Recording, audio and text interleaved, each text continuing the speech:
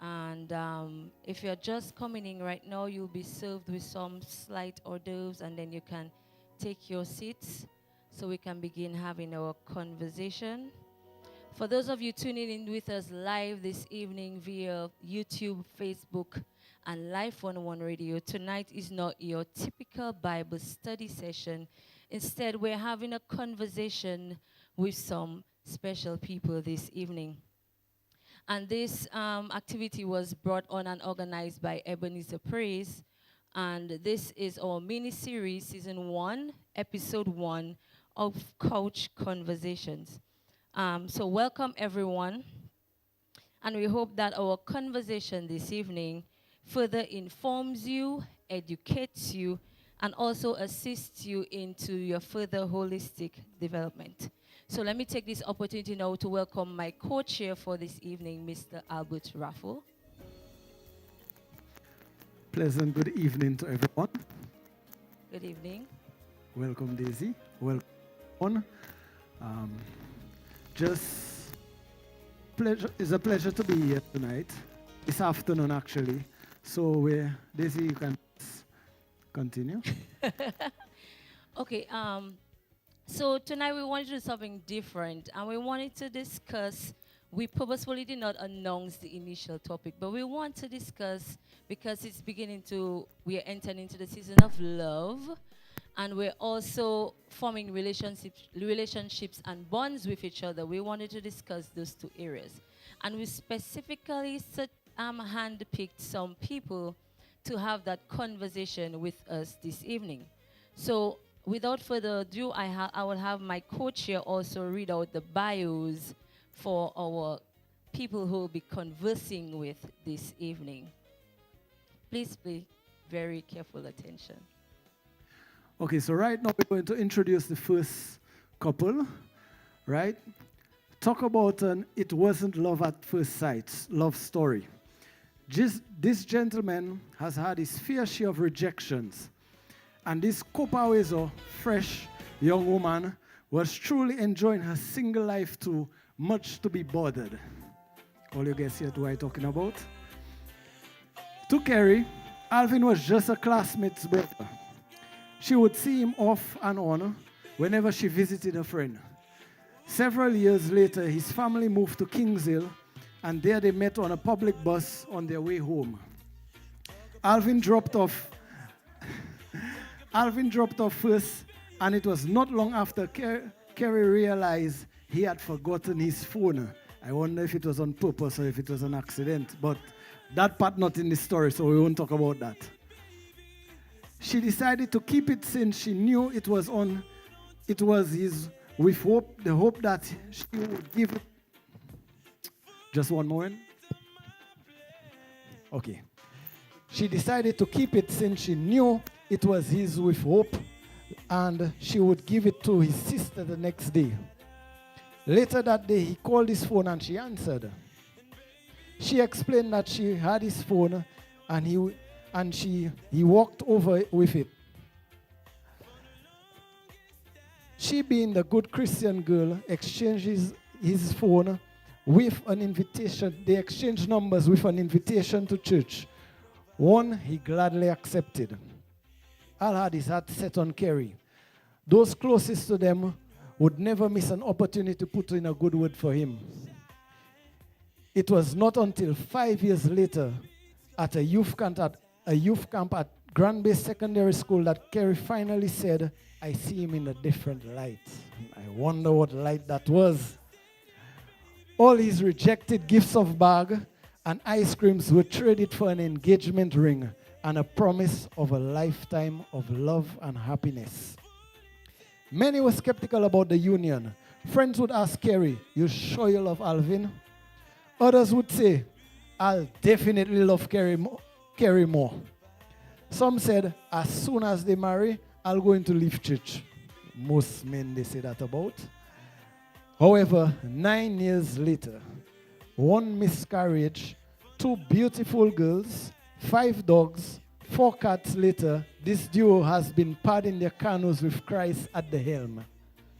Those 9 years were certainly filled with adjustment issues, financial strain, poor communication, differing views of parenting and ministry involvement.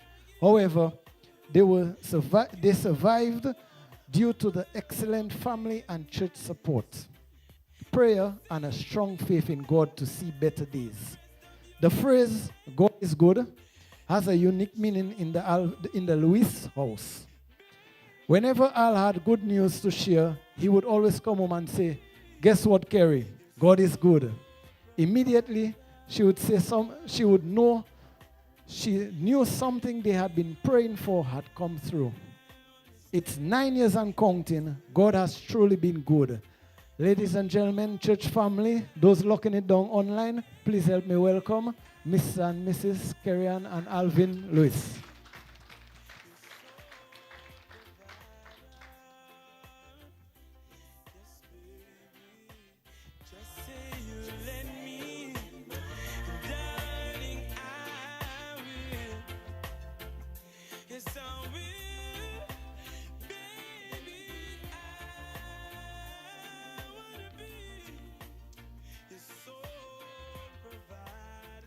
Okay, so the romantic fusion between the North and the South all began when Ellen, at age 13, went to fetch water in the public pipe in Newtown. Having been taught, do not talk to boys because they will get you pregnant, she went to tell her mom about the guy from Portsmouth in the porch who called her Psst. Little did she know that some months down the road, she and that 17-year-old would not only be blowing kisses, but leisurely sharing them. 5 years into their friendship, they both agreed that what started as friends had then blossomed into something romantic that demanded a high level of secrecy, which ended shortly when Ellen's mom suspected the sparkle in her eyes whenever the two were met and accidentally stumbled upon them kissing behind the house in the dark of the night. Notwithstanding the physical and verbal beatings, the desperate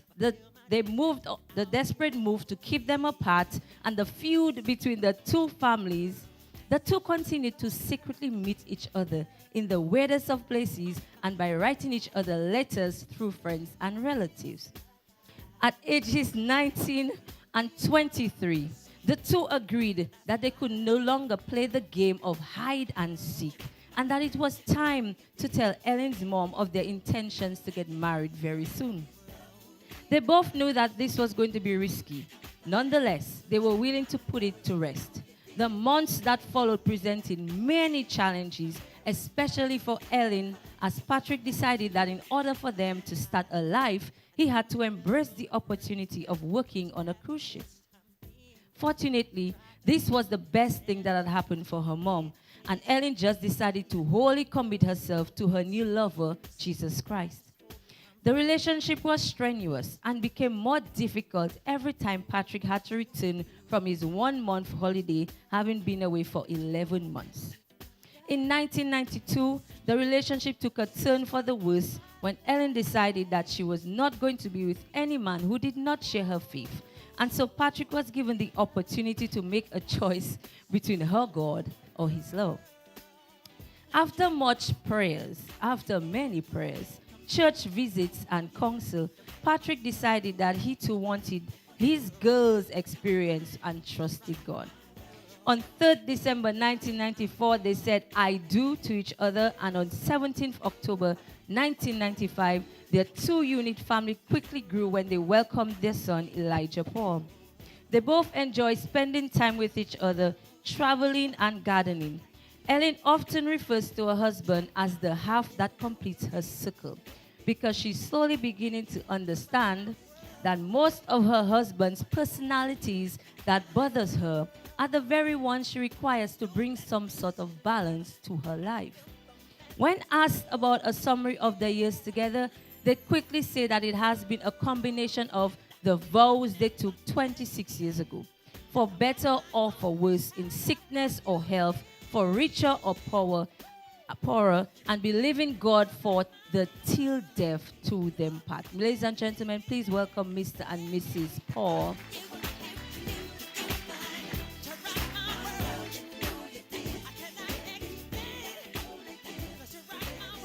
And allow me to introduce our final and third couple.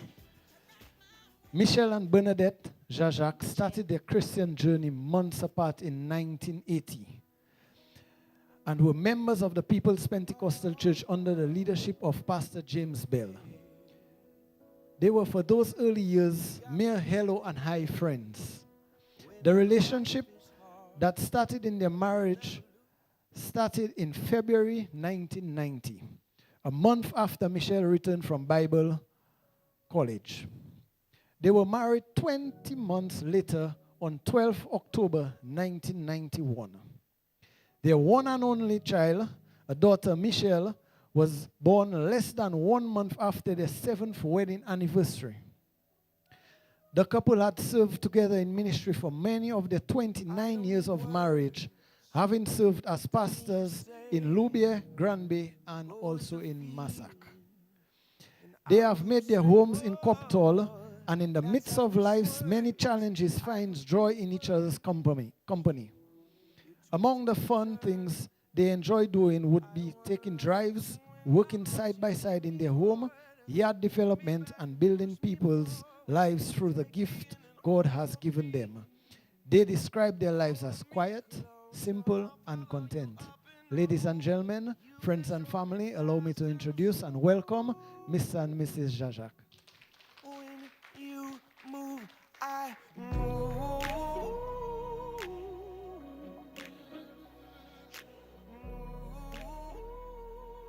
Okay, so before we get into our conversation, I just want to do a little breaking of the ice so we can relax a little bit. Number one, if persons who just came in, you can sit a little up front. That may help you. You may see or hear things that you may not see or hear if you're further at the back. So feel free to join us up close further at the front. But I'm going to ask them a few questions just to break some ice and, shed a little joke or two. So here's my first question to all three of you. And I'm going to throw it out there for the others who are married or were once married in the congregation for them to answer if they so choose. There's a mic right here in the middle of the aisle that you can stand up and ask your questions or respond to any question if you so choose. So, who said I love you first? None of you are sure? That would be me. That would be you. Carry on, Al. That's a question to ask. That would be me. That would be you. Pastor Jajac, is that answer also you as well?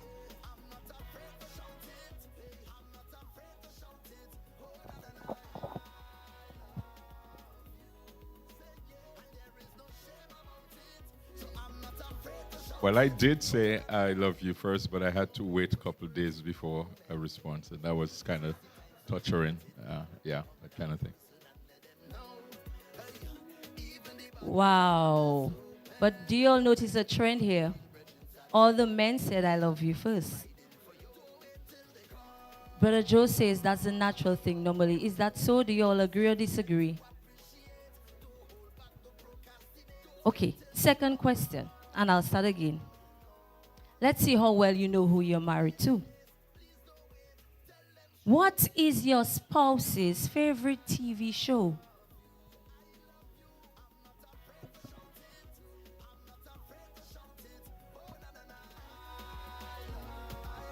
Okay, my husband likes watching wrestling. I'm being very cautious. So I don't know if that's his favorite, but he likes watching wrestling. Next couple. Our favorite show is First 48 and Animal Planet. Is that true, Al? Brother Paul, was the answer Ellen gave correct? That was correct. Okay, so you all know your spouses. That's good. Okay, well, they're still working on my other mic. Daisy, I noticed the Mr. and Mrs. The Jajacs discussing. This is not a time to ask what is your favorite show. No, I wasn't asking.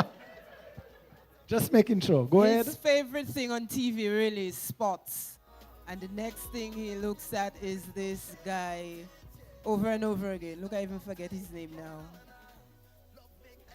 That would be, my name is Bond, James Bond. Okay, and final question. If your spouse have one, what is their hidden talent? Hidden talent. There's something that maybe persons don't know they can do, but you didn't know they could do either, and then you realize they could do it.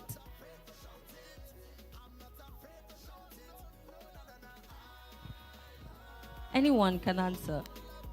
Yeah, you can go ahead, Sister G. Okay, really, it's a hidden talent, and that came out after Maria. He became a. One of the main thing was that he became a carpenter because he built his closet. Okay, next couple. Surprise, surprise. Alvin's hidden talent is singing. That's true. I discovered Alvin could sing when it was Father's Day, and he was singing in the karaoke, so that's very true. Mr. and Mrs. Well, Paul? my wife's hidden talent is mostly doing gardening. Because after many years of living with her, I never saw that. And right now, she's a gardener. Oh, that's very interesting. Okay, and my last question. As we're getting to know you all, I'm going to ask a very simple one.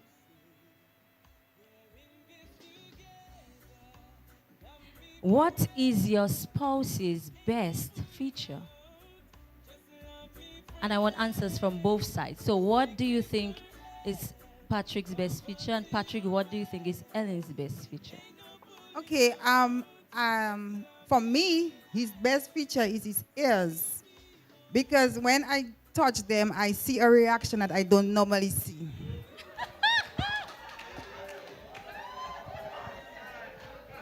Okay. Yes, Patrick. Okay. For my wife, it's her eyes, they are captivating. You know, they attract. Mr. and Mrs. Lewis? His butt. They are like buns of steel.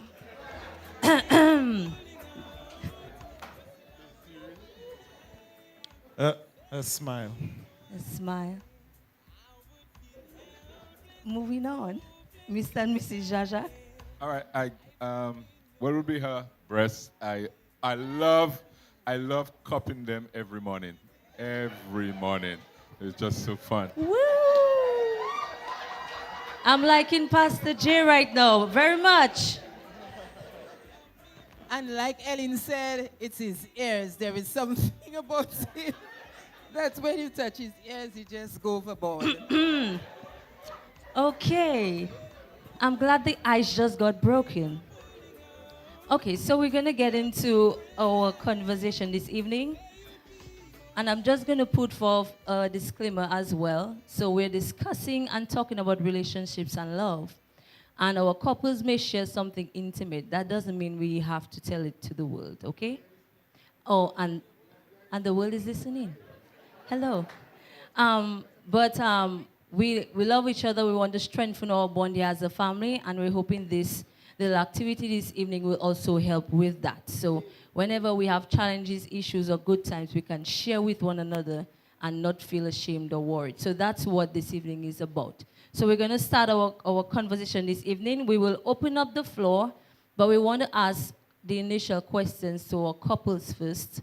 And once we have done that, we'll open up the floor so you can ask them any question, whether it is about the bio that you heard or any question that you may have about how to deal with certain situations. You can pose your questions to the specific couple. My co-chair would like to lead off with the first question. Now, one of the things we're just going to ask the three couples is we're going to try and limit the answers to roughly around 2 minutes because we want to try and dig into as much information as we can, because I know here we have single people, we have married people, we have people wanting to get married, we have people that are not sure if they believe marriage is for them. So we want to try and cover as much ground as possible. And we want open answers. As you can tell, everyone inside the congregation is consensual adults, so we are having an adult conversation. Now, to each of the couples, right, we will start off on my left, which is with We'll start off with Ellen and then we'll gradually go down to each individual. What is something that you saw in your spouse that attracted you to them, that made you want to actually make that commitment to spend the rest of your life with them? Okay, for my husband, he is a very loving person. One of the things that I look for is the way in which somebody treats their mother or their sister. And my husband adores his mother. And the treatment that I saw, him giving to his mother and his aunt who raised him at the time, I realized that if he can do that, then I will be in the company of a good man who will take care of me and make me feel happy. Okay, thank you for that. Paul, question is on you now. Okay, what I saw in my wife is that when I first saw her at the age of, it was 16, yes. No, you was 13, but I was 16. Yeah. When I first saw her, she was very attractive, I must say. Very attractive. And that captivated me. That made me want to just interact, communicate, find out more about her, which I did. And then that began to make me love her and love her even more as we grew from age to age. So that's one of the things that really got me to just want to be with her. Thank you. Carry on. There were quite a few things that attracted me to Alvin. One was he being God-fearing, but I think the one that caught me first was the fact that he was good with his hands, and he was a very hard-working man. And like my bio said, I noticed it at camp. I mean, I have friends, Rene is one of the biggest one that would always come and give a wood for Al, but they were always pointing out, you not see how hard the man working. He alone not go outside and clean the yard. He alone not stay and do all the pots. He alone not go and do all of this. And they were always pointing out those things to me, and that was one of the captivating things. A hard-working man. Thank you, Kerry. Yes, Al? One of the things I really admired about my wife, and I still do, is her commitment. She's very committed to anything or any task that she puts her mind to.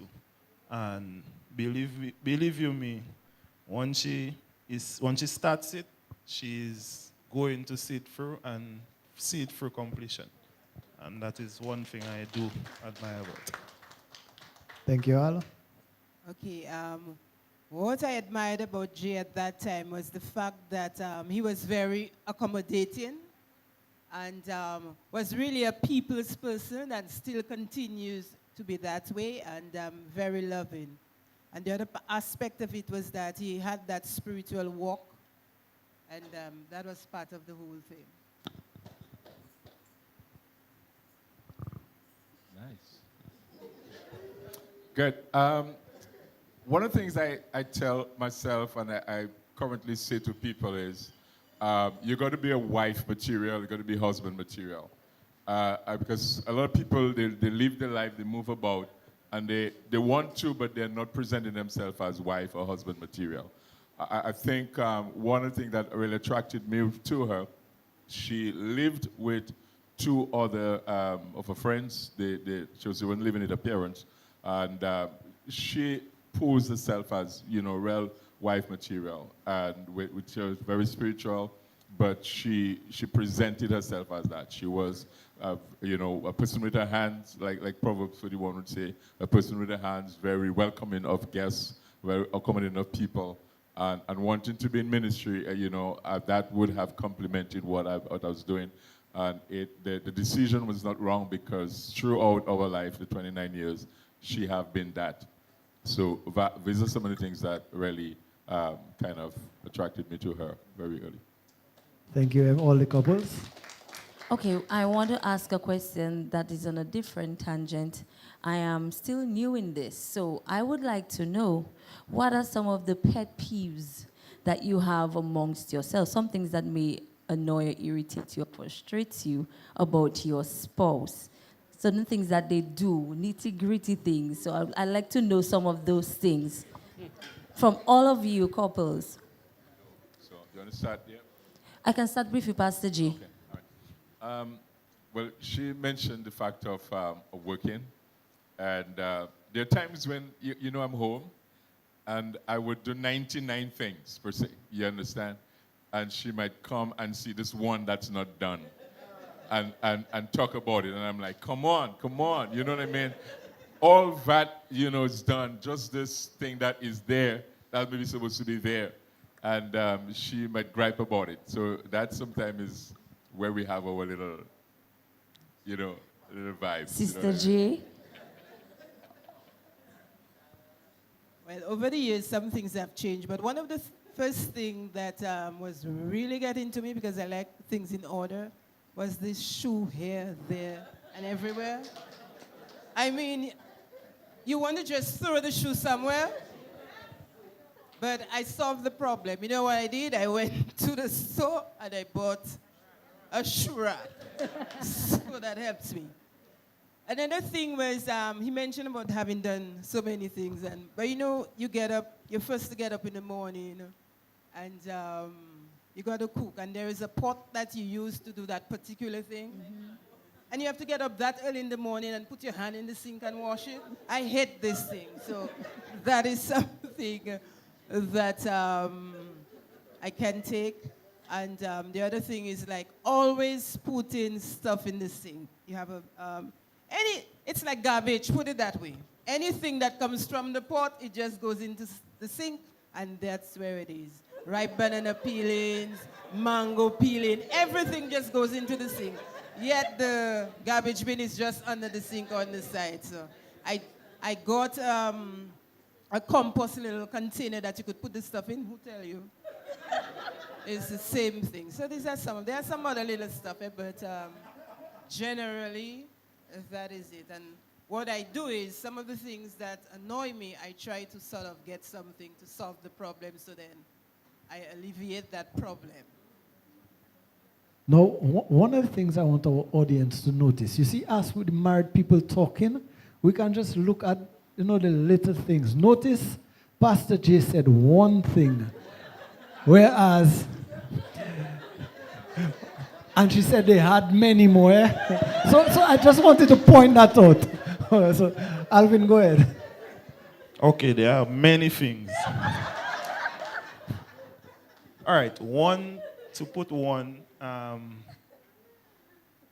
would open clothes in the basement, and I would open the clothes how I want, or how I feel that is best, with the jeans hanging upside down or right side up.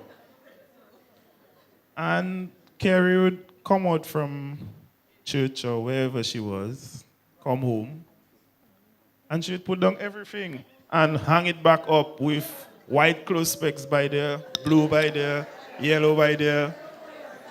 I say, seriously? Okay. And that is kind of annoying. You take your time and you open all the clothes, and then when you watch downstairs, you see the person putting back all the clothes in the clothes basket, and then open it and hanging it up again in different clothes specs. Same color, same. So I believe that's an OCD issue, and I deal with it already. So, and then there is speaking to her, having a conversation, and then she's in her own world doing something, and then I have to say, Carrie, you didn't ask your question, and it's like, okay, yeah, we talk, and then she back to doing what she wants again. But then that's basically the little annoyances or peeves that we have at home. For mine, there are two major ones. One, every time I make my bed, he have to go and sit down on it. I can make the bed 5 times for the morning, he have to go and sit down on it. And when he get up from it, he does not straighten the sheet. I have to go back and straighten it again. And the second thing is, Alvin is somebody, when he go in and wash dishes, he does not clear the drain board first. He put in wet dishes on dry dishes. And that does just annoy me. How I correct that one, once I see him washing dishes, I run in and I clean the drain board before he pack it up. Mr. and Mrs. Paul?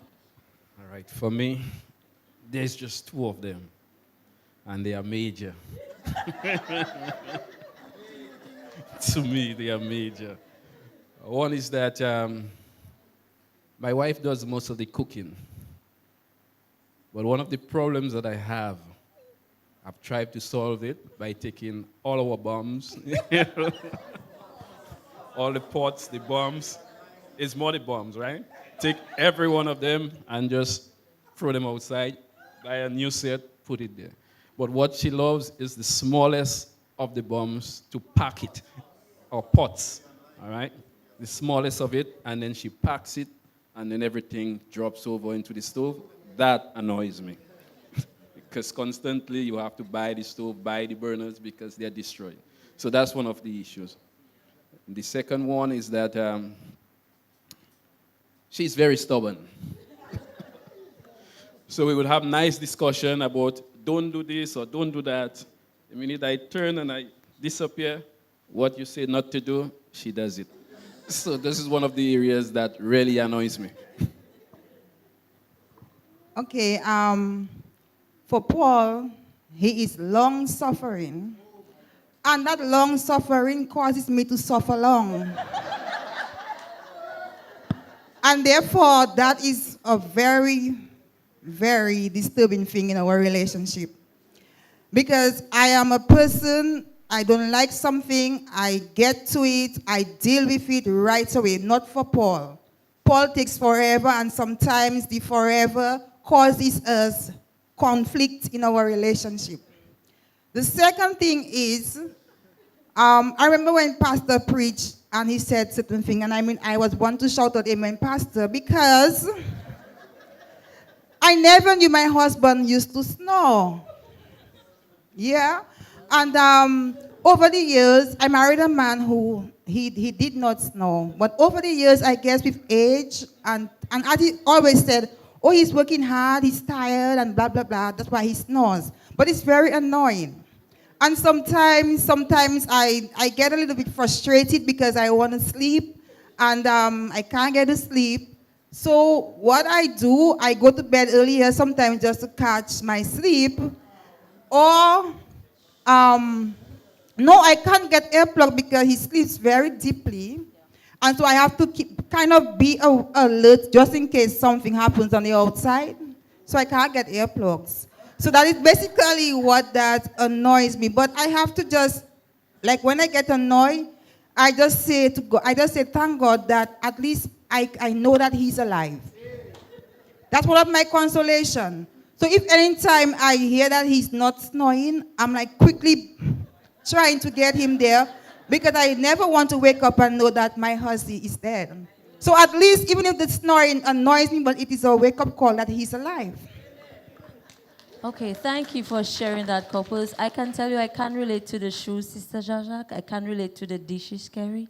I can also relate to the snoring, Sterling. So I have triple threat. I think I've won upon you all at this point. My co-chair, do you have a question? Yes, now, one of the things when I looked at the couple's bio that I wanted to do is I wanted to formulate some questions based on some of the information from the bio. So I'm going to start off with Al. Right? When I read the bio, it says, many were skeptical about the union. Friends would ask Kerry, you sure you love Alvin? Others would say, I'll definitely love Kerry more. Now, I know this is something that y'all gave to us to read out for y'all. So the fact that you mentioned it, that means that you were aware of that being said. Now, Kerry, is there a situation, this question relates to the two of y'all. Is there a situation where that puts strain on y'all in preparation to getting married? And then to Alvin, is that a situation where you felt that you wanted Kerry to love you more based on what people were saying? Because we all know that everyone loves in their own unique way. So to someone on the outside, it may seem that way, but Let us know, because we have heard about it, but let us know what went on behind the scenes. Well, to the others, knowing whether I loved him more, I had grown to the place where it didn't matter. All that mattered was that he knew that I loved him. And during the 9 years, probably earlier in the beginning, I felt I was competing to prove that I did love him. Because I know I had rejected him many, many times. And then here I am accepting his promise for marriage. And I'm like, you know, you have to get it right. You know, all that time you said no. Now you're saying yes. You have to make sure he understood that I do mean my yes, that my yes was real. And I mean, many couples probably go for that, but pursued me relentlessly for 5 years. And there were always gifts. There were always notes or whatever. And when we got married, it stopped. So then I wondered if it was now me pursuing him in the beginning of the marriage, because now I have to be pursuing his attention now, because he figured he got the person now, so give stops and whatever. But how we remedied that was a conversation. You know, every time he used to bring me ice cream on a Sunday, right now I doesn't see ice cream again. So we had a conversation about it. Thank you. Al, you want to add anything to that? Okay, well, I was watching her weight as well, so. But on another note, I did pursue Kerry very hard, and I worked hard, my brother. I worked hard. I never gave up. I never gave up because I did love Kerry, and I still love Kerry. And I knew what I wanted, and I saw it in her, and that was my drive, because I knew for sure that Carrie was a family woman, and she was able to prove it to me that she did love me. Yeah. Now, for those of you who don't know Alvin and Carrie Ann personally, we who know her personally, we can tell you, when Al say he pursued her for 5 years, he is not joking. We're talking about on the wedding day, Al cried when he said, I do. And I mean, all of us who knew them understood the reasoning. It was a genuine cry. Like, okay, you know when you're dreaming of something for so long and it finally there. So Alvin, we understand. So I was just trying to explain it to some of those that don't really know you all. Okay, so I'm going to ask my question based on the bio that Mr. and Mrs. Jajak gave us. You said the relationship that resulted in your marriage started in February 1990, but I would like to know who approached whom? Who made the first move?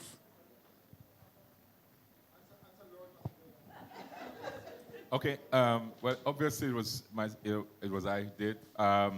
The thing about it is we served, and maybe it was my own doing. I was at the time the district youth director for Pawi, and I had the opportunity to bring someone on the executive, and it was just my nice little way of getting her close to me in that sense. So I did that. But what happened? We met. We almost like had a date to tell her that, and she worked at Laura Curl as an executive secretary. I met with her at Peebles Park, just across there. We sometimes visit that bench. Well, yeah. So I met with her there, and I did let her know we're moving past that whole business secretary to me kind of stuff. And I would really like to pursue the relationship. At the time, I was pastor in Penville, so I would take the bus early, to come down 6 o'clock, 5:30, but I had to get back to the bus at 1 o'clock. And can you imagine? I came down and I made that thing. I slept by my mom that night, but then she said to me, "Now I can't answer you now. I will go home and think about it." And that was, I guess, the longest. Was the week you made me think? But that was the longest, every time I called, you have an answer for me? Yeah. So I was basically the one who started that kind of thing. So just a follow-up, so Sister Bernadette, where were you then in, mentally when, you, like he just said, every time he would call and ask if you have an answer for me, how were you feeling? What were your feelings then for him? At the moment, I really didn't care.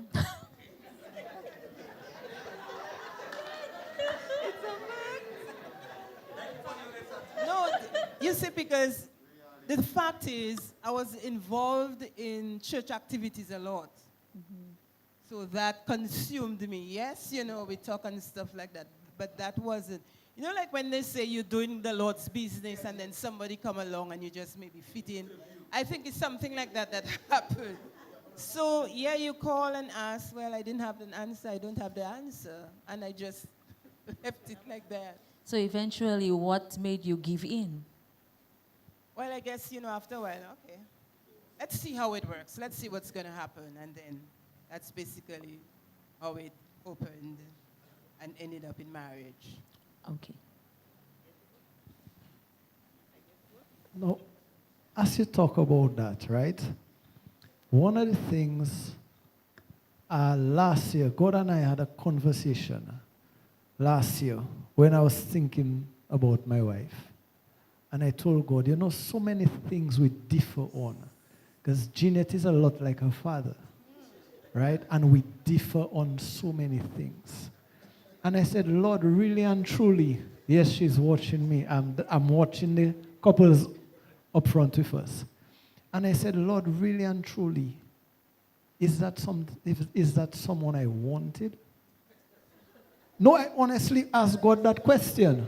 You know, if in a marriage you have never asked yourself that question, oh, I'm proud of that fairy tale you live in. But I actually asked God that question, if this is really someone that I wanted. And then I instantly heard the Spirit of the Lord said, that is someone you needed. Now, I make that statement when I go based on what Ellen said. When Ellen said, Ellen often refers to her husband as the half that completes her circle. Knowing your spouse, no. Living with them for many years. Obviously, Alvin and Kerry having the least amount of time, but it's still plenty, 9 years. What would you describe as, do you believe your spouse is more of what you wanted or more of what you needed as a couple to strengthen you? I will definitely say that Paul is more of what I need in my relationship. We are totally opposite. So if he is sugar, I'm salt. That's how opposite we are. And that is why we often have a lot of conflict in our relationship because of our personalities that differ so much. But over the years, I have grown to appreciate the fact that there's nothing I can say or do that will change his personality. And the good things about him, I have to emulate it. So oftentimes, I always say that God sent him in my life to kind of chisel me, to help chisel me, to help calm me down. Because honestly, had Paul not been in my life, I may have been in jail. I'm very serious. I'm very serious. He keeps me calm. He helps keep me sane. He helps keeps me a certain way. Because honestly, I don't like certain things and I can react certain ways. And Paul, because of his long suffering, helps to calm me, helps to keep me in check, helps to tell me, Evelyn, that's not how it's supposed to be. But that's why he said that when he tell me don't do something, I go and do it. Sometimes I escape. Sometimes I don't agree with him. Sometimes I don't just accept what he says because I feel that has to be taken care of and has to be taken care of. You don't just sit down and let people roll all over you. You understand? So that's a personality of his own. We are different, and that kind of sets the pace. That's why I said that he's the other half that completes my circle. Thank you. Paul?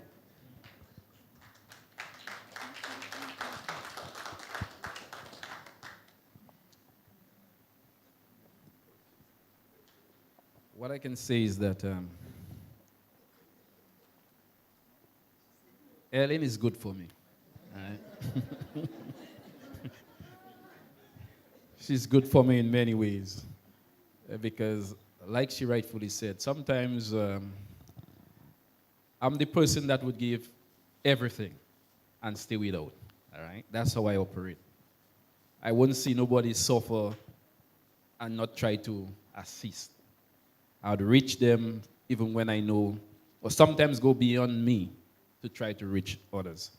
And at times it really affects because sometimes it's like she rightfully said, it's me going above and not paying attention to the important things.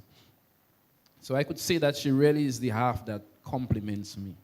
She's really the half that makes me the person that I am, in the sense that humbles me also and just keeps me in check at all times. And I'm grateful for she being in my life. Thank you. Okay, thank you, couples. We love hearing from you. Right now, I want to open the floor out for anyone who may have some questions or any question you would like to ask any other couple.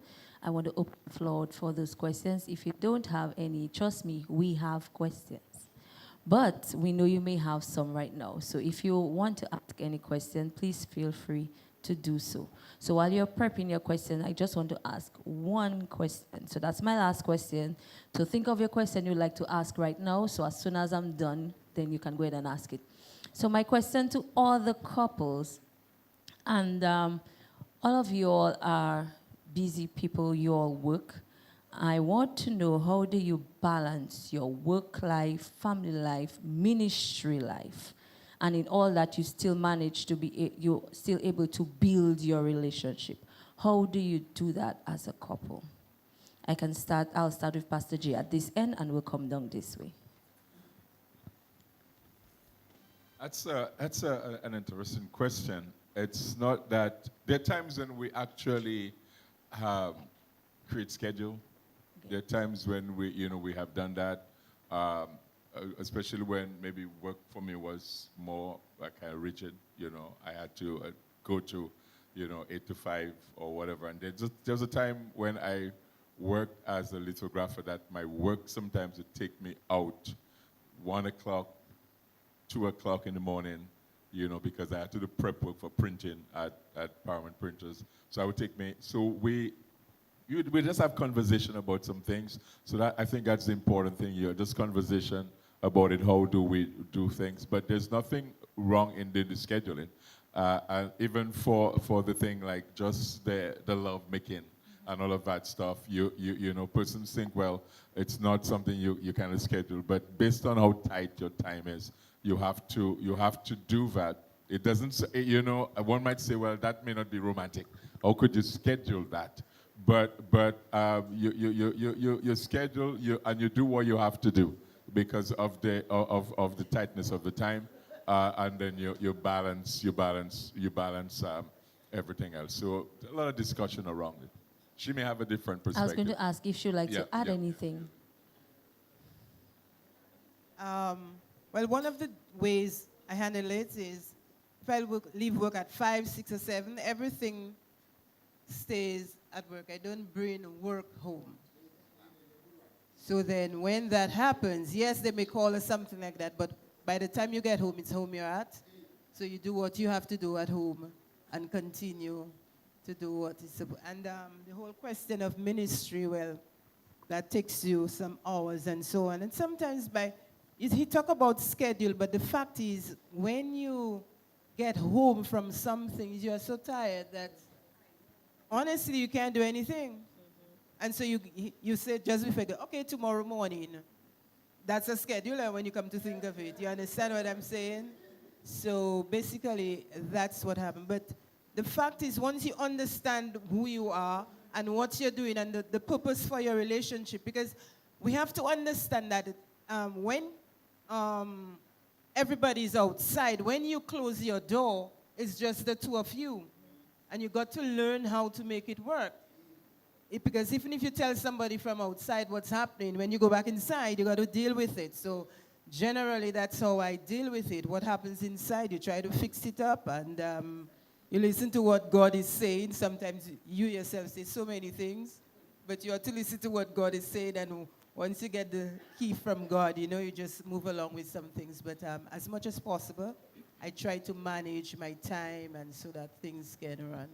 And not to put any burden on anybody. You know, you do your spousal duty, like at least make sure there is food on the table to eat. Put that in there so there is no kind of thing, oh, I come home and, you know, that kind of stuff.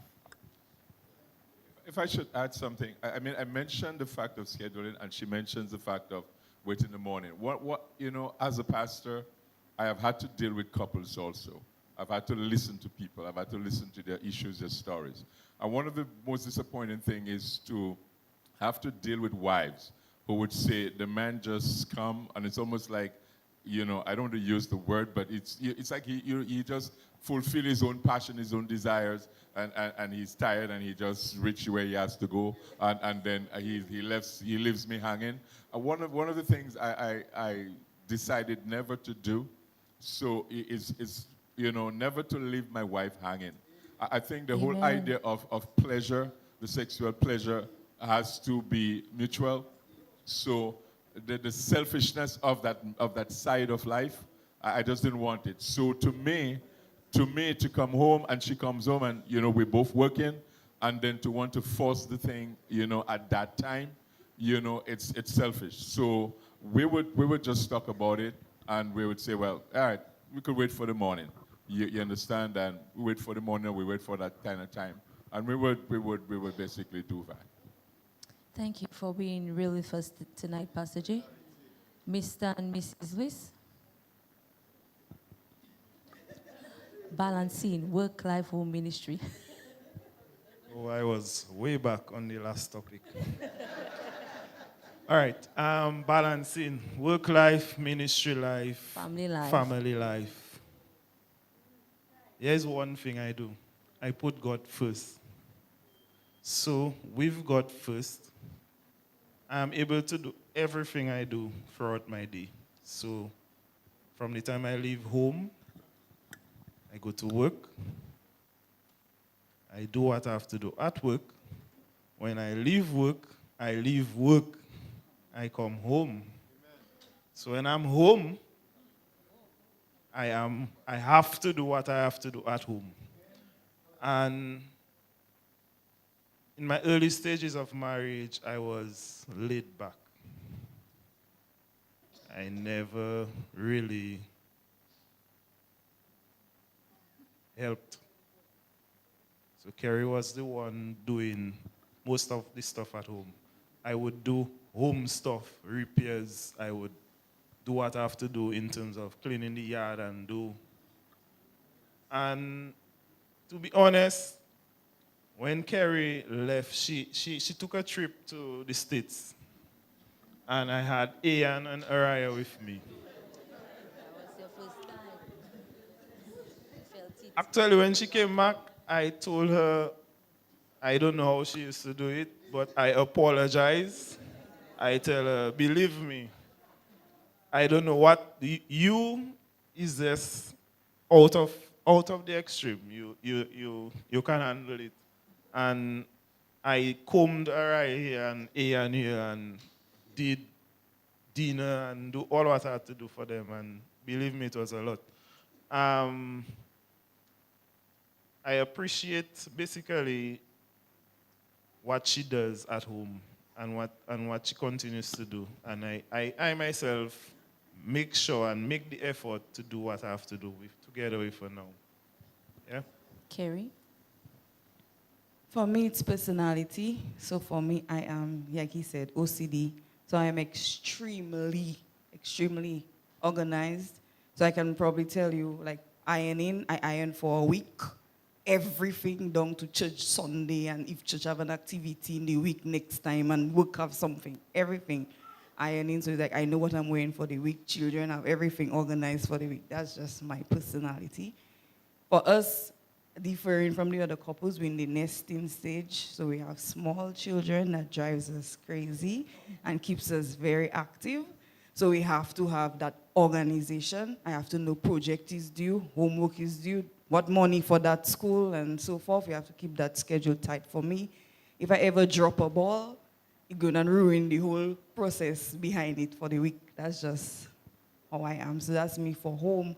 And one thing we don't differ on is church involvement. So there's no question as to if we go in church or if we go into that stuff church have. That's just one thing, that's just not a question. So that part is very easy. And we just roll with it like that. So I have a follow-up. So in the case of Pastor J, he mentioned some things. I'm going to ask you, so then how do you mix in the love life aspect with two little ones, with the work, with home, with clean, with ministry, with everything? How do you mix that in? For us, I know you cannot put them outside. So how do you know? we have fun with it. So there have been times we're trying to get Araya into her own bed and she keeps coming back, and we know we want to do our business, but Araya just keep coming back. So we let Araya stay. When Araya fall asleep, business will happen. I mean, Pastor Randy taught me very early, Carrie, just lock your door. I didn't learn that until late. We didn't used to lock our door and we just used to get surprises. So for us, we just roll in with it and we try to make them a part of everything. And even if I am OCD, I let my children be children. So it have time to dirty, it have time to throw toys all over the place, it have time to be children, and after I can clean up. Sometimes you just have to have in mind that home has to be a happy place and whatever. So that is my work balance. And for Al and I, we have our Netflix and chill moments. So there are times when it's at the end of the day, we have our shows to watch, and if I watch an episode and he not there, he vex. If he watch an episode and I not there, he vex. So we have this type of Netflix and chill moments just for us at the end of the day. Okay, Mr. and Mrs. Paul, balancing. Okay, I don't take my work home. My coworker is there, she can attest to that. When it's time for home, I drop everything and I'm at home. And I try to give my husband as much attention as I can. Initially, the first few years of our marriage, I had a lot of struggles with getting his time because he used to work on a Saturday, and the nature of his job required that he worked a lot of hours. And I felt like I had to be competing with his job. So there are always ways of working around those things. But you have to know your husband. You have to know what you can and cannot do, and the kind of surprises that you can and cannot make happen. So when he's home, it's always work, work, work. So one of the things that I did, on a weekend we would go out. On the holidays we would go overseas. And there were times, even while he's overseas, he gets those phone calls. And that in itself interrupts our own affairs. So then the phones had to be away from him. So, and also I cook 6 times out of the 7 days. And I have to do that for 7 o'clock for my husband. So what happens is that he makes breakfast in the morning, I do lunch, I make lunch in the morning for him to get to work. So that's how we don't consider he does this, I myself. We look at our strengths, our weaknesses, we look at what we are gifted at. On a Sunday, I take care of everything while he irons. So basically, it's a matter of us coming to understand our strengths and our weaknesses. And there are times when he works late. So what I do, I get to my room when I know it's almost time for him to come home, and I corner him there. So I lay on my bed, and we have to talk, you understand? It's not just do your business and do your business, we have to talk. So there are times we talk, and then business happen. You understand? So there are more than one way to really skin a cat. Sometimes they don't want to talk, but we have to encourage them to talk. So he talk, I get what I want, And when he talks, he gets what he wants. So it's a win-win situation. Yeah, it's a win-win. I do agree. Any questions for our couples so far? Oh, sorry, Mr. Paul. I apologize. And then we'll take your question, Brother Gage. All right, for me, it's a situation where I try to balance myself in terms of work and home. One of the reasons is because home is a happy place for me. It's a happy place for me. So I love to be home. So what I have tried to do is that with my schedule at work, is try as early as possible to cut it off when I have to. If it's necessary, I stay on. If not, I cut off. But what I've learned is that as soon as I reach home, the first thing I do is that I enter my room where she normally waits for me. And then, I strip off my clothes, take off everything, changes off, and then we start speaking. You know, that's the moment that we communicate. What happened, where we are, what is going on, you know? We try to communicate I try to communicate at that point. Just finding out what have you done for your day. You know, that's important in the relationship. It helps to keep it going. So the communication part for me was very important. All right, I spend a lot of time just trying to communicate with my wife. And with our son, then there's the other issue. She gets in the point where she gets worried over our son because he's like priority. And the minute he's out, she can't sleep. When she can't sleep, she does not make me sleep. So what I have to do is to solve that problem. The problem is to communicate again. Communicate with my son. Where are you? What are you up to? So that she can sleep. Because if she don't sleep, I don't sleep. So that's important for me. And, you know, the whole aspect of just the love part, it's good. And I've always tried to make that special time for her in the early part of the morning. Because she, like I said, is an early sleeper. So when she goes to bed, I don't disturb her. So I wait sometimes in the early hours of the morning. You know, you you have to get it on, you know. Amen, What you gotta do. Amen, Patrick. Thanks for sharing that with us, guys. We'll now take our questions. Yeah, go ahead.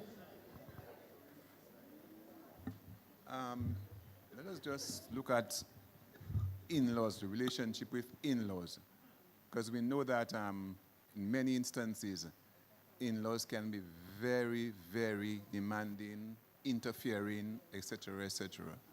Okay, I know I had my experience with my wife has an experience with my mom. Okay, so I just want to hear from you all, what is the relationship with in-laws, particularly the mothers, eh? Yeah. Okay, there are some in-laws, those of you who are married, you need to make them outlaws. I'm very, very, very strong when it comes to that because any in-law who is interfering in your relationship, it's not good. When you marry, it's about your husband and your wife. One thing that we have told ourselves since we got married, that our parents will be left out of our business. Because most time when you go out and you talk to your parents about what is happening to you, you and your spouse make up and are you happy, and then they are outside there well bitter and causing stress and frustration on the relationship. So at earlier o'clock, my business and my husband's business, they remains our business. My mom used to be boarding on our border. We were living very close to each other. My husband and myself used to have conflict, and she never knew anything. Because number one, I know who she was. My mother would fight my husband for me. You understand? And I do not want that. So therefore, because I love my husband, I want our relationship to be a good one. I never wanted to bring in my mother or he bring in his mother. We are adults. We left their homes, and we have to learn to deal with our own situations.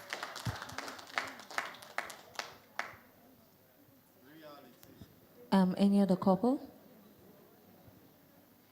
If I should just add something, we're nice with our in-laws, but very early in my marriage, I'm very tight. I was very tight with my mom, and I remember one time she called me, and she was like really letting me have it. Like I'm not coming and check her. I'm not doing this. I'm not doing that, and I had to. I mean, that was the first time I really got tough on my mom, you know, and I had to say to her, please, never say that to me again. Um, my wife is my priority, not you. You know, and we had to settle that. And I think she, you know, she appreciated that. We became tighter, but the demand wasn't there, you know. So, like Ellie said, I think you would just have to establish those things because really in-laws can come. But the couple, you will have to make that thing happen, you know, because for them, they will want to come. You will have to establish that from inside there with your spouse. What we have men or the women that they allow their family to come in. You have to stop them. For me, my mom was going to be that possessive of me. I said, no, you can't do that. It's a couple that have to do that because in-laws will always feel they want to come in there. Would you all have anything to add to that as well, Mr. and Mrs. Lewis? Two things. One, it took work, or it is taking work. And I can just give an instance.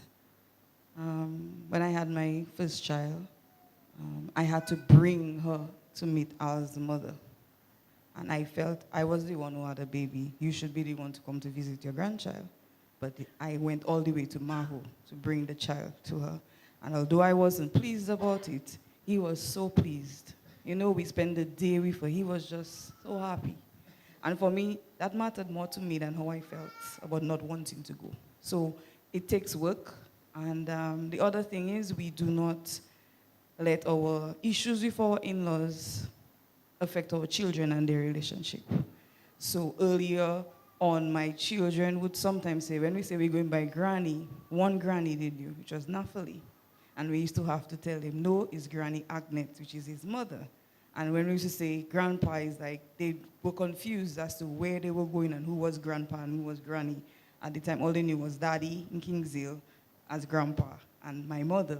But every time, every day, I keep saying, this is Granny Agnes, this is Dad, Grandpa Alvin. So I made sure they knew the difference. And every day, we always make sure they know who their grandparents are. So even if there is a distance between his parents and them, we don't let it affect them and the relationship. Thank you for your responses. Couples, any other questions from the audience? Before I ask my question, which may be a bit on the personal side. Yes, Nigel? It's a question for real because I have so many things to say, but I will just, it's a question. Communication, good evening everyone. Communication, that is our love language, communication. So I'd just like to hear from every single one of you. Sister Ellen pointed out that thank you very much. Yeah.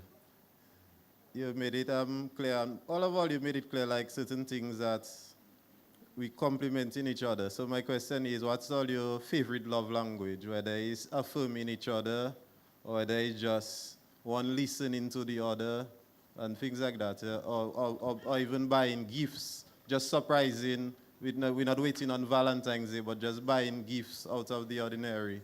So what's all your favorite love language? It's a good question. We can start in the middle this time because most of us know there are different love languages. So we can start in the middle.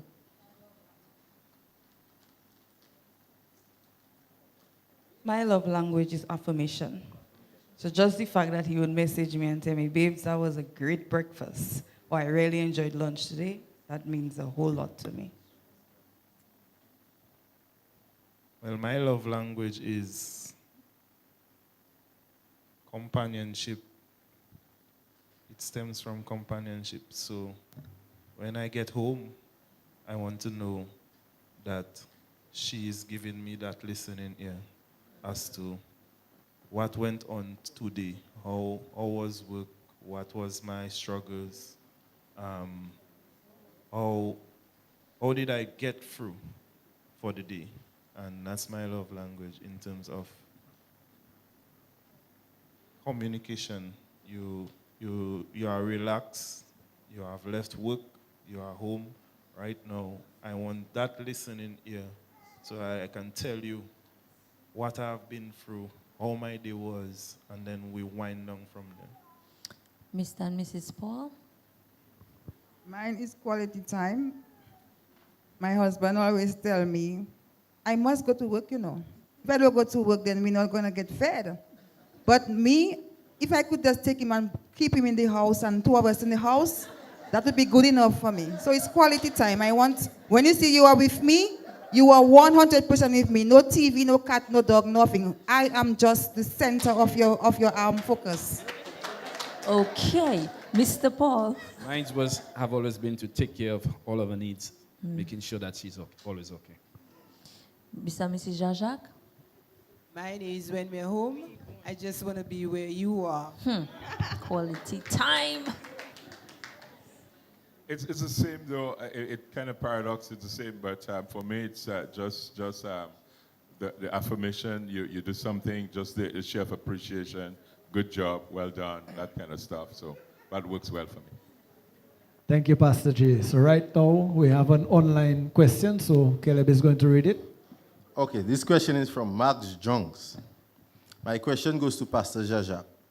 Do you believe because you are a Christian there should be a limit or That's right. My question goes to Pastor Jacques. Do you believe because you are a Christian there should be a limit or specific way of having sex? Since some people believe that having sex can be performed in dirty ways. Oh my God. Okay, Pastor J, do you think there's a limit? Yeah, well, limit, I'm not sure what the person meant by limit. It may be, there are some things, well, let me just put this. One of the things my wife said to me some time ago is that God is really funny. In a sense that, just the whole act of sex. The Bible, here's what the Bible says. It says marriage is honorable in all, and the bed is undefiled. All right. No. There are acts that persons may want to lead their spouse into. You have to communicate about it. You cannot force your partner into some kind of act. There are things that's happening in our world. Well, because of the audience we have, I may choose not to say some stuff. But there are things that we people do that is really out of it. You cannot, in our world where people feel like they could bring other people into their beds, and you be threesome or whatever you want to call it, that is forbidden. There are acts of, that persons that belong to the other sex, or same sex kind of stuff that people want to perform within the marriage. That is forbidden. God has always made man and woman, male and female, he created them. So one can, in some ways, disrespect their partner because of something they see. I think also because of pornography and all of that stuff, persons expose themselves to pornography, and then they want to come and sort of like force their partner into some of the things that they see on pornography. That is out of the way. You have to communicate about sex. You have to communicate about the positions that you would want to have your sexual. You have to communicate about it. You have to be respectful of your partner. If your partner feels, well, this is discomforting to me, you want to respect that because it's the person's body. Because it's supposed to be pleasure, not pain, not agony, not distress. So the whole idea of communicating what it is important. Let me add something to that. I remember once I said I'm not an acrobat.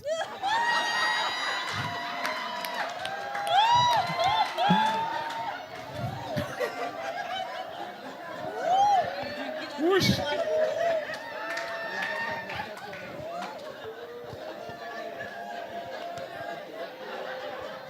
Thank you for that. Thank you for that.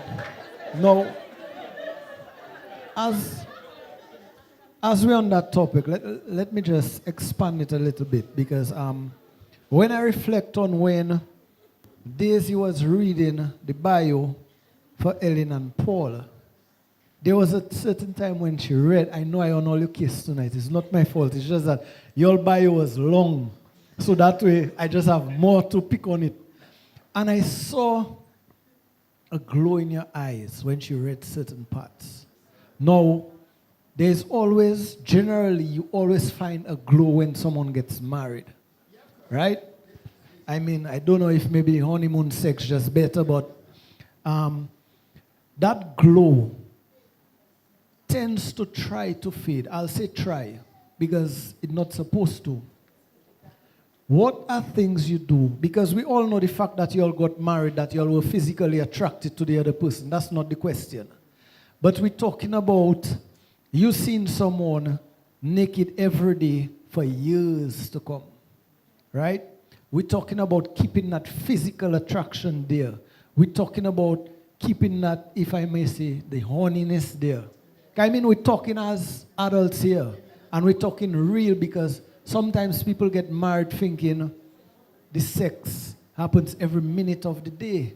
But then you realize that life challenges happen, bills come up. As you said, you get tired, and you might say, okay, next morning, although sometimes when my wife tells me that, I'll say, a promise is a comfort to a fool, you know.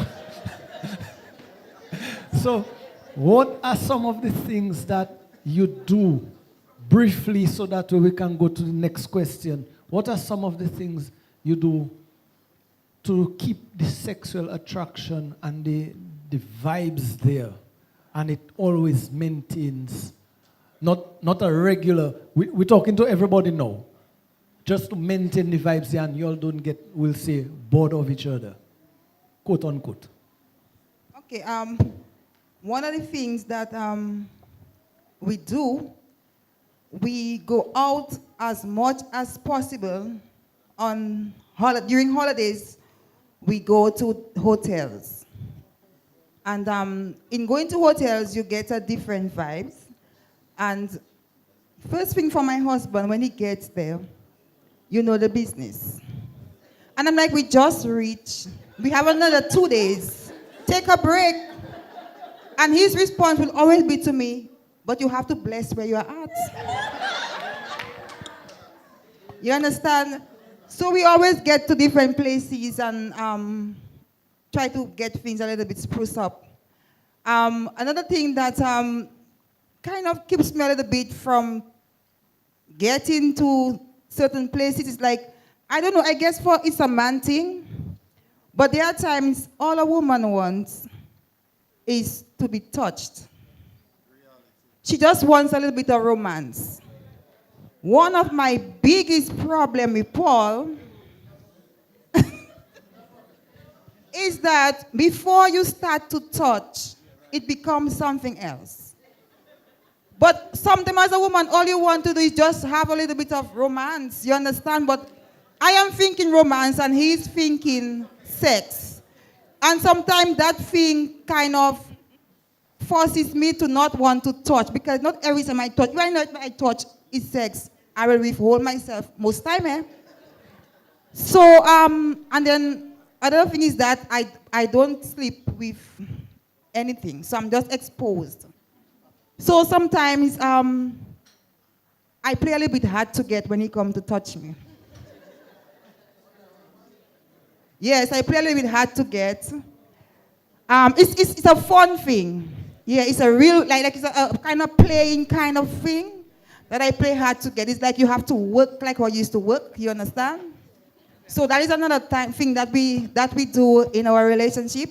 Or sometimes I don't physically come and tell him, oh, it's time for us to have sex. Once I go close to him and I open, he just knows. So that's what it is about. So these are different ways that we kind of vibes each other. Thank you for that. Before we continue on that one, I'm just going to add a question from a couple in the audience. Whilst answering that question, the two other couples, one of the questions someone wanted to add to that was, how many times do you think a married couple should have sex? Now, we're not differentiating whether it's love making or you just want to have a quickie. We're not saying which one is which. We're just talking about frequencies now. So you can just add that in with your answer. So go ahead. I mean, Ellen and Paul, if you want to add that part to it quickly, you can just add quickly that part. Yeah, okay. For me, it's as often as you want. It's all depending on the individual. It could be once a week, it could be once a day, it could be 4 times a day. It depends on you, the individual, okay, or the partners. But for me, it was always have been. I'm a person, I always like traveling. And one of the areas for me to be able to just get to do something different in terms of even attracting and just having that moment is taking my wife out. Had I not been married, part of my plans was always to travel to an island every day. I used to do it. She can tell you that. I used to do it. Every day, I used to travel. So, knowing that I got married, I still wanted to be in that position, almost doing the same thing. But the idea is I always to just spice it up. And spicing it up was always for me traveling. All right? It helps to spark the romance. Thank you, thank you. Alan Carey, what to do in the essence of time? We want to just ask that you limit your answer in time so that way we can get as much more questions from the audience as possible. Well, for me, it's every day for the week. I have that appetite. Wow. She doesn't. Why? So sometimes it's compromise. So she may not want to. I want to. So I take what I have to take.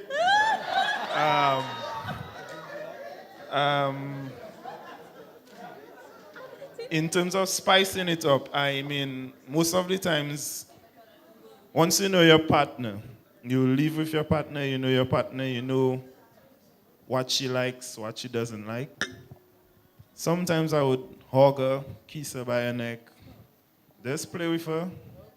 And normally, from that, she know what time it is. She know later we will organize.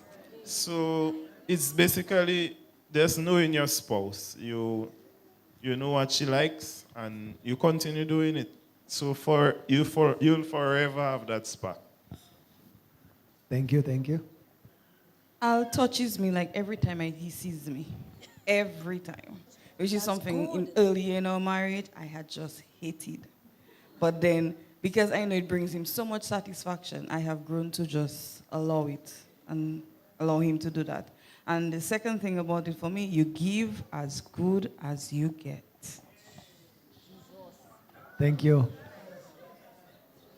Okay. As far as spice, Jay is a person, he's very touchy. So he's always touching, always touching, always touching, always touching. So what can you do? You just touch back sometimes, even if you don't want to.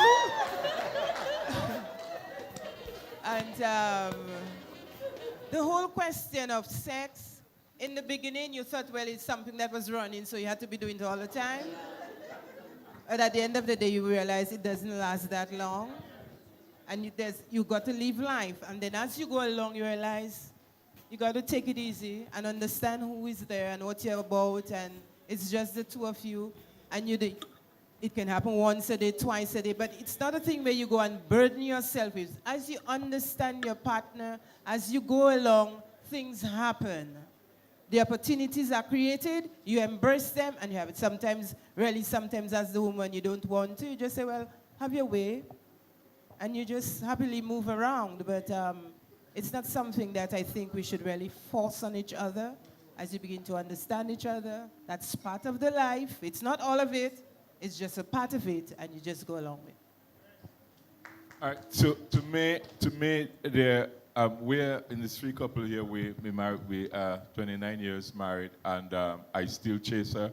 So to me, there is that constant chase. There is that constant admiration of herself, of her nakedness, of just even, and just that constant affirmation. You're beautiful. You know, just that constant affirmation. But one thing I learned though very early, and It's something I have just tried to tell men. I informed myself a lot about my marriage. And I read a lot about every aspect of my marriage. And one thing I remember reading early is, it has to start in the kitchen. You have to start in the morning. So versus the fact of you cannot want something tonight and be grumpy all day and expect the woman automatically to just flip that switch and all of a sudden she is good for you. You understand? So I have learned, to constantly keep the love language, maybe send her a message, let her know she's lovely, touch her, do that stuff. So that's that constant thing. But because she's not a robot. She's not somebody that you just turn on. So I have to be patient. I have to send the message early. So sometimes I send the message via text. I tell her, well, when you come home, she may call me on something. And you share something, you keep that kind of thing alive. So for us, even now at 29 years, we're still excited about that part of life and excited about each other. So keep it going. The frequency of things, again, as you age, for us, companionship, togetherness, just sometimes holding each other, it takes on more meaning than just the act of sex. Okay. Questions online? One of the questions said, do you guys still feel lonely even though you're married? Is there lonely times? Yeah, that's a great question. I'm a loner by nature, so a lot of times I move by myself. So I can't say I am lonely. But if they are out, for example, if they are out, and I've had few opportunities in my life when both my wife or my daughter are out, it makes me miserable, But once I know they're home, I don't get lonely in that sense. So I can't speak too much of loneliness when they are there, that kind of stuff. I really can't speak to that. Okay, before the next person answer, I missed a part of the question. Do you feel like you need alone time even if you are married? Well, one of the things we've done here is like there are times when I would release her to go. The thing is, she drives. We both drive. Unfortunately, at this point now, we have individual vehicle. So I allow that. I allow her to have that kind of time, and so I release her, and then she gives me. Sometimes I would say I need some me time. So there are times when I would tell her I just want some time by my and I would go. I would just drive out, go out, and she won't come when I come home. The thing about it is that's where we take away the nagging. You understand, you respect the fact that I have the me time. It's me time. So there's not a whole lot of questioning where you go, what you do, all of that stuff. There is that type of respect for that kind of thing, understanding that you do things within reason. But we allow each other to have me time. We give each other that kind of thing. So that's important. Okay, let's allow one of the couple to respond to that question. For me, I need alone time from my children. So sometimes I would just love for Alvin to say, you're going to practice this afternoon, leave the children with me. I would just be so thrilled. So every now and then I would love him to just say, go and do something for yourself, I'll take the girls. So that's what I'm craving for now, in that stage of my marriage. Okay, we have one more question online, and we are pressed for time, and then we'll ask one of the questions that we need to get to before we wrap up. Okay, single people question alert. That question is directed at Pastor Jacques and the couple in the center. So the question is twofold. One, do you ever feel pressured into having a child? In terms of having a second child, because I know both of you, as well as Brother Paul and Sister Ellen, have one child, as far as I know. That's the first question. The second question is specifically for Kerry and Alvin. In terms of getting married, did you feel pressured in terms of quote unquote biological clock, because you got married around my age. I don't want to say your age, so I say everybody know I'm young. So you got married around my age. Did you feel pressured that I getting older? Couples at the front. All right? Okay. That's it. Right. In respect to the question of children, according to our bio, we had Michelle just about a month before our 7th anniversary. That was pressure. To wait for a child, we were tormented by people. We heard all sorts of things. I mean, people were very cruel.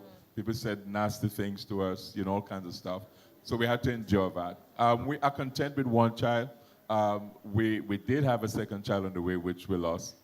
But we're content with one child. We, at this point, well, early on, once we know that that's it, because we had Michelle late, we just settle that, hey, look, that's what the Lord has blessed us with, and we are not allowing anybody to pressure us. It's like, you have to have two, she wants a brother, she wants a this. We have just settled that there, and we have made her life comfortable, and we're thankful for the joy she brings to our life. Okay, Patrick? If I may comment Oh, on that okay. just before, because from the woman's perspective, I understand the whole thing of conception, and the point is I have no control over it as to whether a child will come or a child will not come, because there are persons who are barren and they have no control over that just as well. So that's how I dealt with it. And when he spoke of, people tell you this and tell you that, honestly, the way I dealt with it was I dismissed it. Because honestly, I have no control over it. And if God sees it fit, then it's going to happen. I believe it's going to happen, and it will happen. But that's how I dealt with it. I just dismissed all the negative thoughts, all the negative vibes, and whatever they said, go this place, come down this way, slip this way, this way. I just forgot all about that, and I just told myself, you know what? It's God who is in control. He knows how that things happen. I have no control over it. And when it did happen, thank God, the delivery was I went in at 7 o'clock. By 9 o'clock, Michelle was born. Amen. So, can you imagine that? Brother Patrick? Yeah, for us, have always been something where we always wanted other kids. And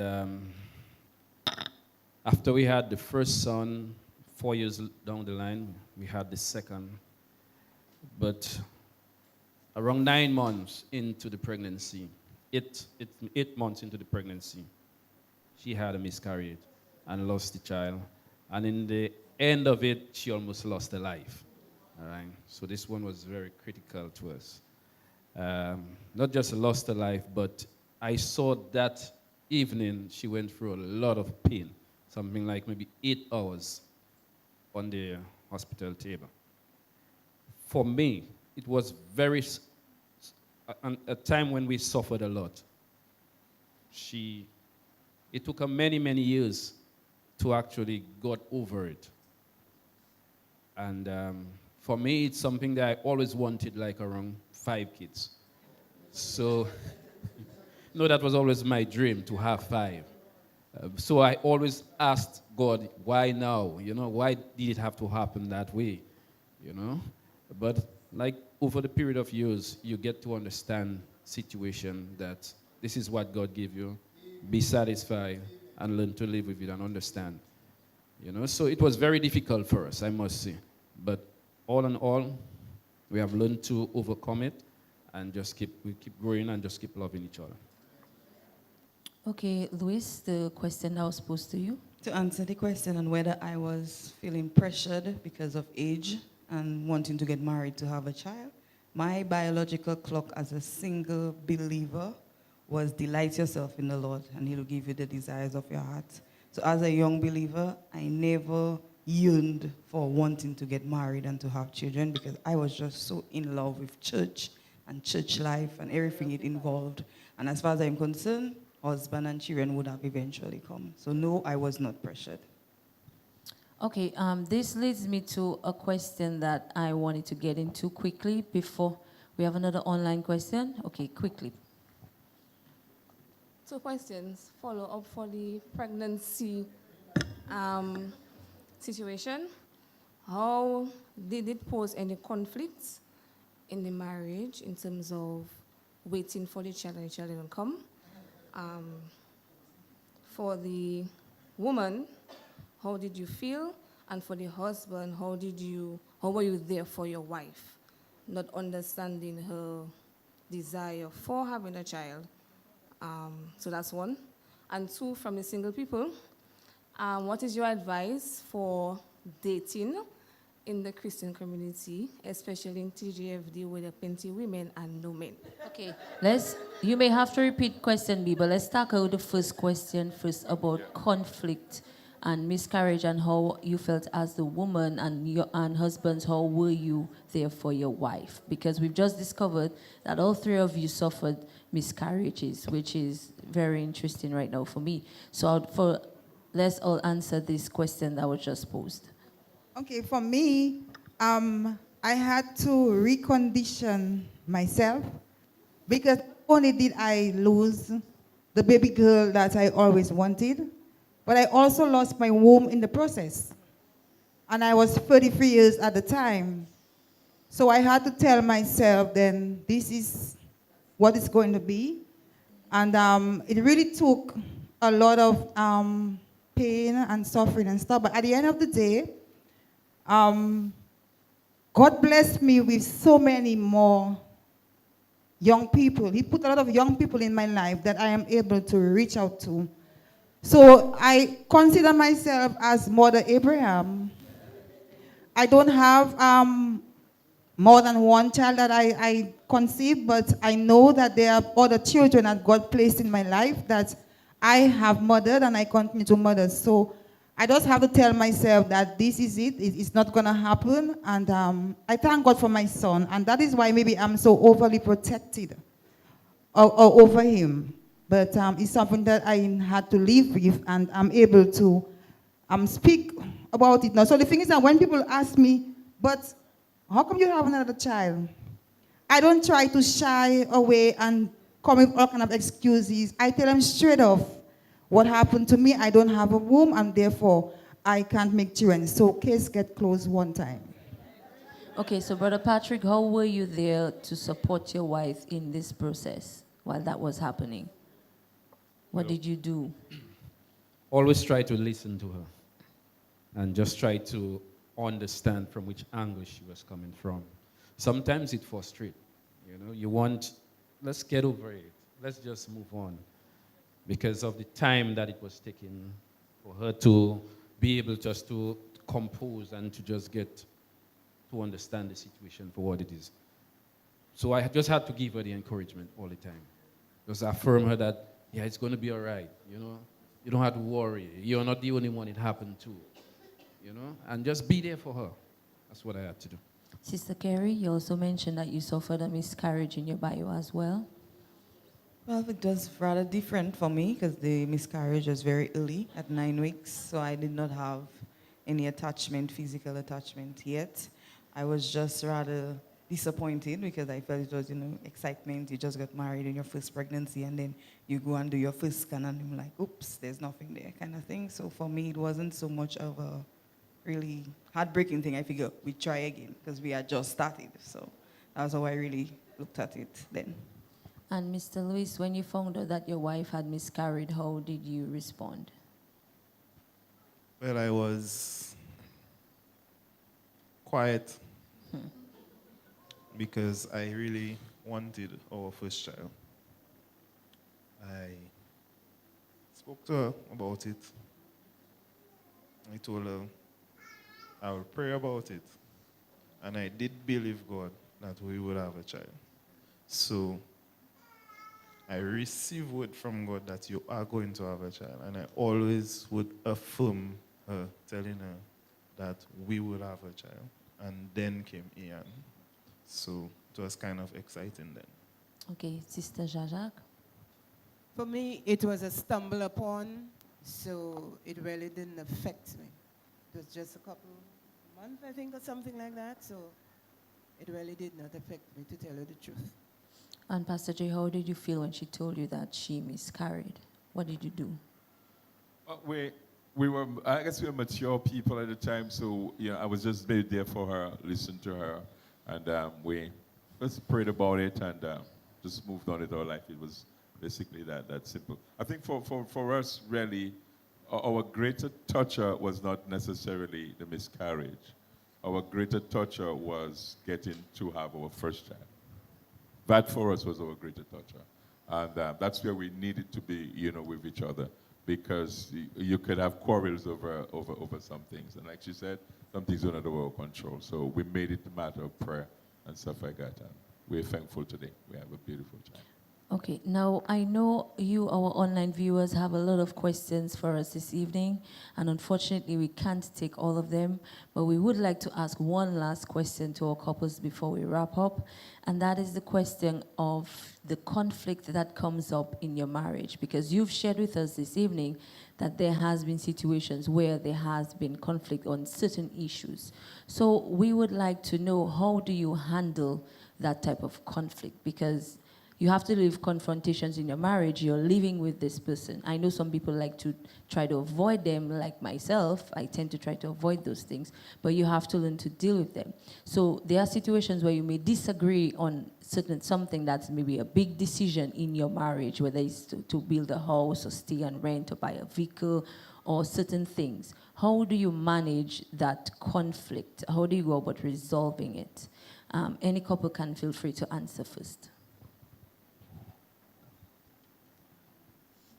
Okay, for me, managing conflict at home, there are a few times I tell her, well, we need to go to Pastor Randy. And it had one time I was very serious about it. I tell her, you know what, we need to go to counseling because I can't take that. And it all boils down to relationship and love and compromise as well. So once you understand the situation that you are going through in terms of a decision that you have to make, you have to either compromise. Sometimes it may not be what you want, it's what she wants. So you listen to her on that end, and as well as love. So we never, sometimes, well, I only think I did that once, go to bed angry. I never try to go to bed angry with Kerry. So before I go to bed, I always try to settle it. So we settle it before we go to bed.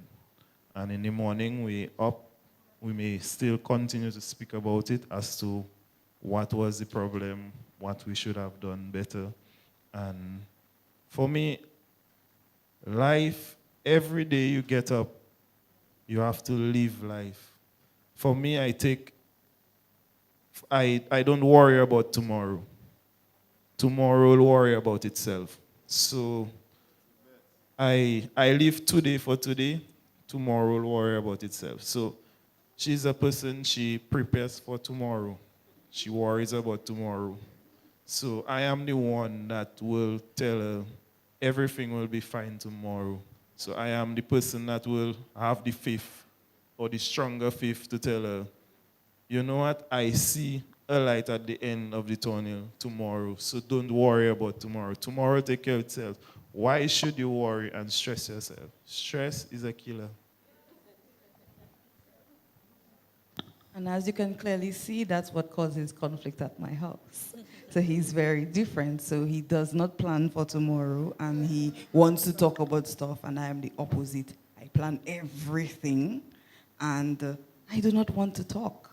So even this afternoon, when I picked him up from work, he came into the vehicle, he looked at me, you look like you had a hard day. I didn't answer. He started to talk again. What's wrong? Talk to me. I did not answer.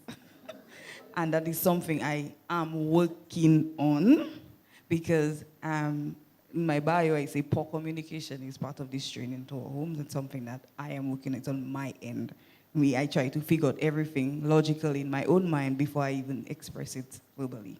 So compromise, compromise, compromise. And the biggest thing for us is the faith for better days. Alvin and I have this desire to see our family better. it's a shared desire and we are trusting God for it. So when those conflicts come, we think of better days. Mr. and Mrs. Paul?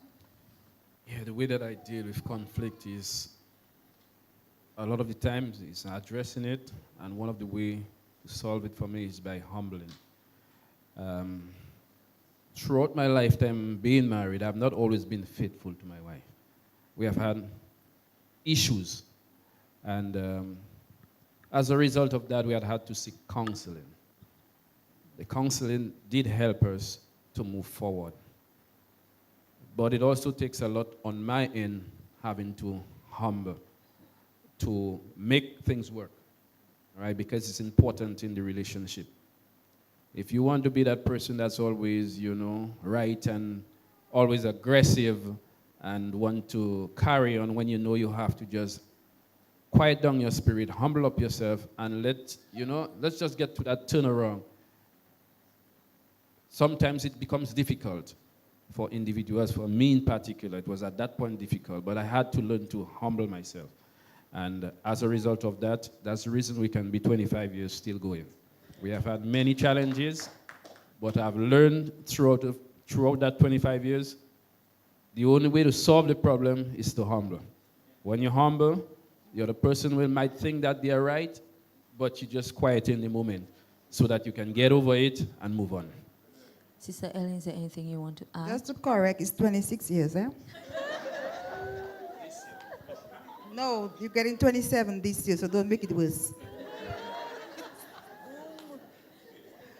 Okay, I am not good at handling conflict. I blow up, I hit the roof. It's something that I am working on. And my husband, he said correctly that he's very humble. But even in his humility, I get upset. Because if we are having an issue and you feel I'm upset about it, and you want to humble and be quiet about it, you make me double vex.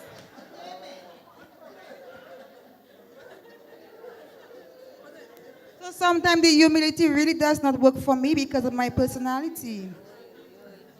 So with me, I like communication. If you say you're going to be at a particular place, be there. If you are going to move from that place, call me and tell me you're going to move. I do that all the time. You understand? So basically, that's what it is for me. Mr. and Mrs. Jajak? Okay, the way I handle conflict is that, well, you have the raw, right? You really say this and that. Not that you give each other bad words and stuff, but it's like, can't you understand? You know what I mean? What is this? And but after you get quiet, you go aside by yourself. That is, I go by myself and I say, Lord, you know what? This is it. This is what he said, but this is what I think. And at the end of the day, what I do is I listen to my heart. Because I'm now trying to remember. I remember he said he took some time off his work because he had to deal with something and he went through prayer. I'm now beginning to understand. Maybe I said something, listen, I'm just leaving this house, and leave you alone. So that speaks of divorce, right? So I guess he maybe had to go and pray and ask God. And that was very early. But at the end of the day, when I look at it, I tell myself, you know what, everybody's out there, but it's two of us that is in the house fighting, and we have to face the world tomorrow. So I better deal with it, you better deal with it, and let's just move along. Pastor G? For me, that's special, that's precious, the relationship. When I got married, I made the commitment that I'm happy to be married, but I want to be happily married.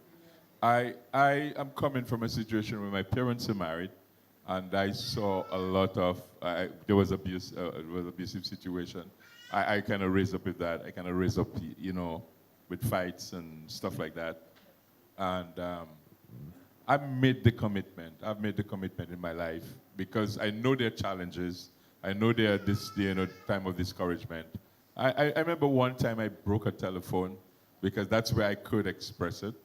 I was very early in the marriage, and there was that whole thing, and I kind of passed it on the phone.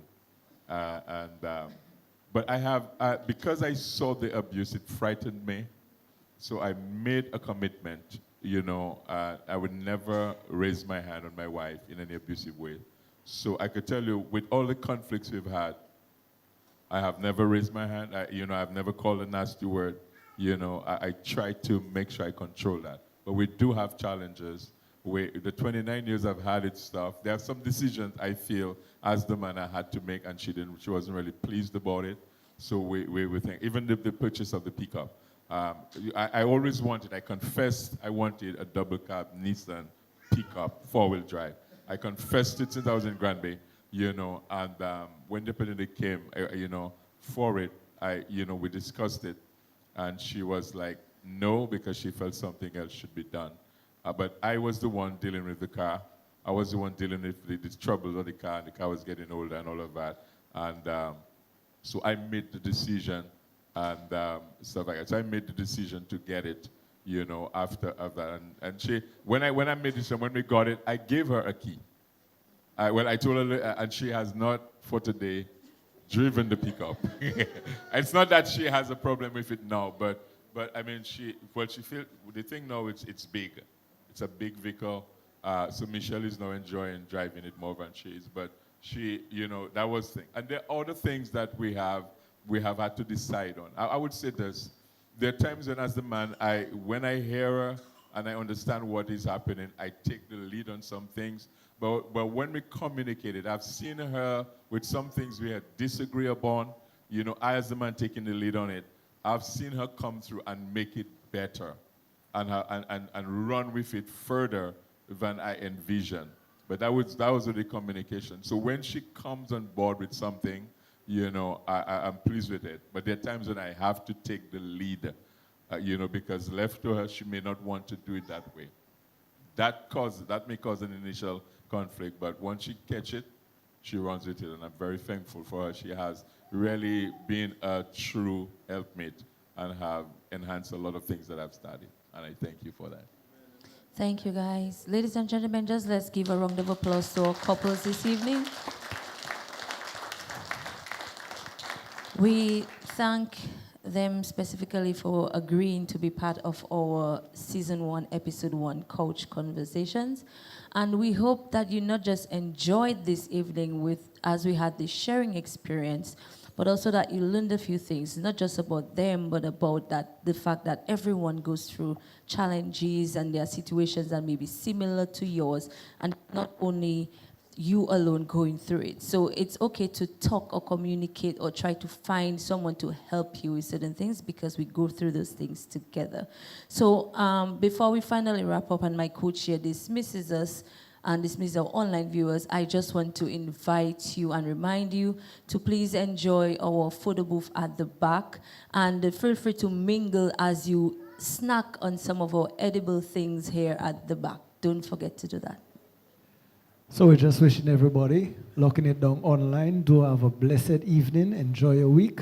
Do remember to like and subscribe. And this event is an event that we want you to get to interact with couples, because as Christians, as married couples, we do face many challenges. It is not a perfect, as we say, we are perfect in our imperfections. And we want you to understand, because with whatever we go through, as couples, it is our responsibility to express what we go through so we can help others and others can build relationships stronger. So do have a blessed thing. In Jesus' name we pray. Amen. Amen.